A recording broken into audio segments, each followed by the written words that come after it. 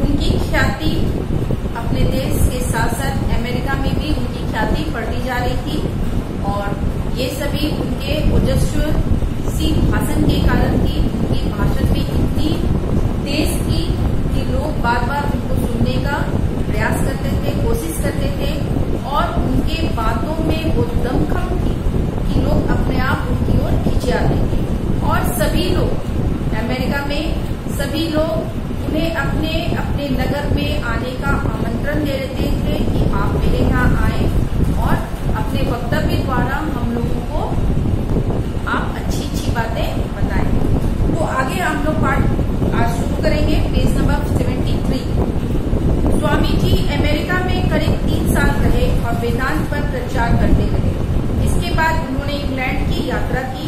उनकी ख्याति वहां पहले ही पहुंच चुकी थी। अंग्रेज उस समय भारत के शासक थे। उन्हें अपनी ओर आकृष्ट करने में स्वामी जी को आरंभ में कुछ कठिनाई हुई, पर अंत में इन सब बाधाओं पर विजय पाई। अब स्वामी जी है जो अमेरिका में 3 साल रहे और उसके बाद वहां से वो कहाँ चले गए? इंग्लैंड चले गए।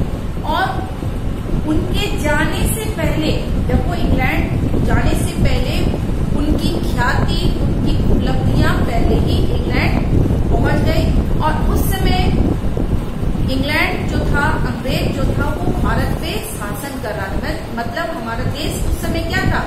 गुलाम था। और बहुत मुश्किल से अंग्रेजों का ध्यान अपनी ओर आकृष्ट कर पाए स्वामी जी। 16 सितंबर 1896 को स्वामी जी लगभग 4 वर्ष के प्रवास के बाद स्वदेश के लिए रवाना हुए।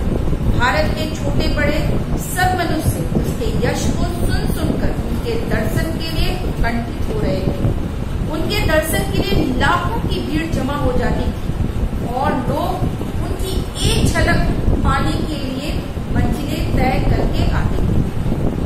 अब विदेश यात्रा के बाद 16 सितंबर 1896 को स्वामी जी 4 वर्षों तक प्रदेश में रहे, प्रवास में इस प्रदेश में रहे और उसके बाद 4 वर्षों के बाद वह अपने स्वदेश, अपने वतन लौटे और भारत के लोग विदेशों की चर्चा, वहाँ के यश, वहाँ की ख्याति सुन सुनकर बहुत ही उत्सुक हुए उनके दर्शन को पाने के लिए। और जब वो भारत आए तो लाखों की संख्या में लोग इकट्ठा हो गए और एक झलक पाने के लिए मुश्किल से मुश्किल मंजिल, मुश्किल से मुश्किल रास्ता तय करके सिर्फ एक झलक पाने के लिए भीड़ इकट्ठा होने लगी। स्वामी जी का रूप बड़ा सुंदर और भव्य था।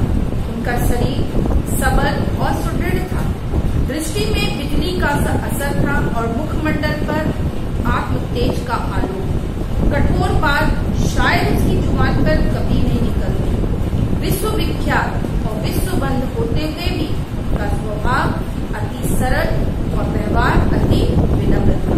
अब यहाँ के स्वामी जी के व्यक्तित्व के बारे में बताया गया है कि उसका व्यक्तित्व कैसा था।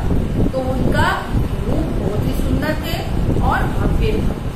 जो जिसकी आत्मा शुद्ध होती है उसकी झलक उसके चेहरे पे दिखाई देने लगती है। लेकिन जो कठोर बात करता, हमेशा कठोर में रहता है, गुस्से में रहता है, तो उसका चेहरा भी वैसा ही हो जाता है। तो यहाँ पर स्वामी जी के रूप का वर्णन है कि उसका सुंदर थे बहुत ही और बहुत तेज था। उनके चेहरे पे एक चमक थी। उसका शरीर सबल और सुदृढ़ था। बिजली, दृष्टि में बिजली का असर और मुखमंडल पर आत्म तेज का आलोक था। उसका शरीर स्वस्थ था। उसके चेहरे पे बिजली सी की चमक थी और उसका मुखमंडल एक रोशनी के समान, एक तेज के समान चमकता था। वो स्वभाव से अति ही सरल और व्यवहार से अति ही विनम्र इंसान थे, है ना। उनका पंडित अखाद्य था। वे अंग्रेजी के पूर्ण पंडित और अपने समय के सर्वश्रेष्ठ वक्ता थे। कहा गया है कि उनकी जुबान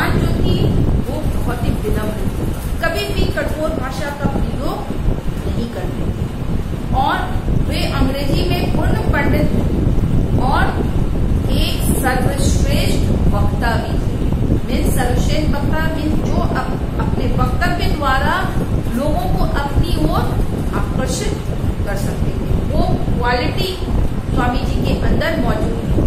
संस्कृत साहित्य और दर्शन के विद्वान थे। वे जर्मन, हिब्रू, ग्रीक, फ्रेंच आदि भाषाओं पर भी उनका अधिकार था। वो सिर्फ हिंदी अंग्रेजी नहीं बल्कि इन सभी भाषाओं पर भी वो अपना अधिकार जमाए हुए थे। वे केवल 4 घंटे सोते थे। प्रातः 4 बजे उठकर वे जब ध्यान में लग जाते। प्राकृतिक दृश्यों में वे बड़े प्रेमी थे। भोर में जब तब से निवृत्त होकर मैदान में निकल जाते और प्रकृति सुषमा का आनंद लेते।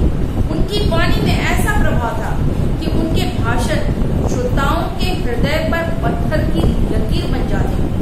कहने का ढंग और भाषा बहुत ही सरल होती थी। उनके भाषण का निम्नलिखित अंश स्वर्णाक्षरों में लिखा जाने योग्य। यहाँ पर कहा गया है कि स्वामी जी प्रकृति से बहुत ही प्रेम करते थे और अपने दिन भर में सिर्फ 4 घंटे सोते। वह सुबह उठ करके एक्सरसाइज किया करते थे, जप करते थे, योगा करते थे और प्रकृति का आनंद लेते थे। और कहा जाता है कि उनकी वाणी में इतनी सरलता थी, इतनी मिठास थी कि जो भी वो बोलते थे श्रोता के लिए वो पत्थर की लकीर बन जाती। जो वो बोलते थे श्रोता वही करने का प्रयास करते थे। और उनकी भाषा जो होती थी बहुत ही सरल होती, इसलिए आसानी से सभी लोगों को उनकी भाषा समझ में आ जाती थी। यहाँ पर उनके भाषण के कुछ अंश दिए हुए हैं। प्यारे देशवासियों, पुनित आर्यवर्त में बसने वाले, क्या तुम अपनी इस तिरस्करणीय वीरता से वह स्वाधीनता प्राप्त कर सकोगे जो केवल वीर पुरुषों का अधिकार है? हे भारत निवासी भाइयों, यह अच्छी तरह याद रखो कि सीता, सावित्री और दमयंती तुम्हारी ही जाति की देवियां हैं। हे वीर पुरुषों, मर्द बनो और ललकार कहो कि मैं भारतीय हूँ, मैं भारत का रहने वाला हूँ। हर एक भारतवासी, चाहे वो कोई भी हो, मेरा भाई है। अनपढ़ भारतीय, निर्धन भारतीय, जाति पाति का भारतीय, नीची जाति का भारतीय, सब मेरे भाई हैं। भारत मेरा जीवन, मेरा प्राण है। भारत के देवता मेरा भरण पोषण करते हैं। भारत मेरे बचपन का डोला, मेरे यौवन का आनंद लो और मेरे बुढ़ापे का वैकुंठ है। ये उसके भाषण के कुछ अंश हैं। यहाँ पर वो अपने देशवासियों को, इस आर्यावर्त में रहने वाले लोगों को, हम सभी भारतीयों को यह कहते हैं कि इस अपमानजनक और डर कर तुम क्या देश को स्वाधीनता प्राप्त कर सकोगे, देश को आजादी दिला सकोगे? यह केवल वीर पुरुषों का ही अधिकार है।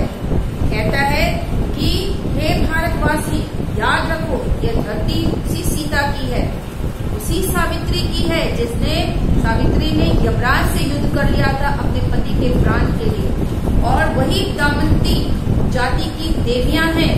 हे वीर पुरुष, तुम मर्द बनो और अपनी ललकार को सुनो, अपने अंदर की ललकार को सुनो। तुम सभी भारत में रहने वाले हो, चाहे तुम किसी भी धर्म के हो, किसी भी जाति के हो, तुम सभी एक हो। चाहे तुम अनपढ़ हो, चाहे तुम निम्न जाति के हो, लेकिन तुम सभी भारतीय हो।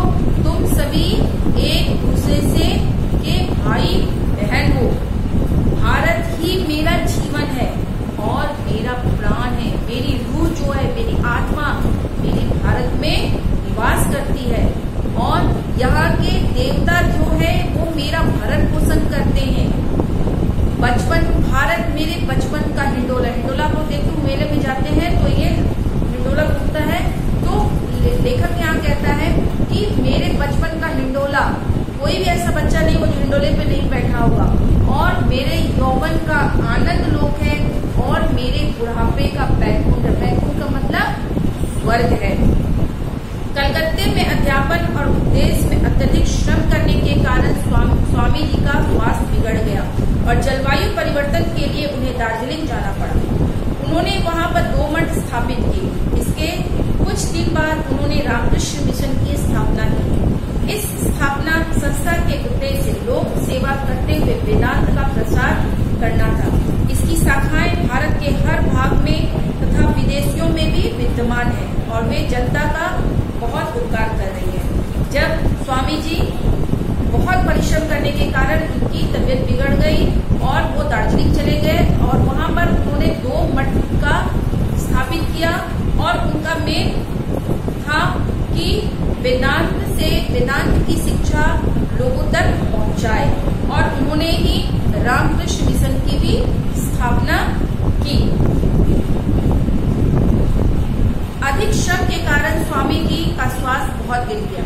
इन दिनों आप अक्सर समाधि की अवस्था में रहा करते और अपने भक्तों से कहा करते थे कि अब मेरे महाप्रयाण का समय बहुत समीप है। 4 जुलाई 1902 को एकाएक आप सामर्थ्य हो गए। सवेरे 2 घंटे तक वेदोपदेश करते रहे। उसके बाद आप टहलने निकले। आप शाम को लौटे तो थोड़ी देर माला जपने के बाद फिर समाधिस्थ हो गए और उस समाधि की अवस्था में ही पंच भौतिक शरीर को त्याग कर परम धाम को सिधार गए। स्वामी जी आज हमारे बीच नहीं है, पर आध्यात्मिक ज्योति की जो मसाल वे जला गए हैं सदा के लिए संसार को आलोकित करती रहेगी। तो इस तरह स्वामी जी का स्वास्थ्य बिगड़ गया और धीरे धीरे वो समाधि में लीन हो गए और समाधि में चले गए, पंचतंत्र में विलीन हो गए, स्वर्ग सिधार गए। लेकिन आज हमारे बीच स्वामी जी नहीं, लेकिन उनकी कही हुई बातें आज भी एक ज्योति के समान, एक मसाल के समान हमारे दिलों में दहक रही है और वो सदा इस संसार को आलोकित करती रहेगी। तो स्टूडेंट, इस तरह हम लोग ने देखा कि किस तरह एक सरल व्यक्ति भी दूसरों के विचारों को बदल देता है। आज के लिए बस इतना ही। Thank you.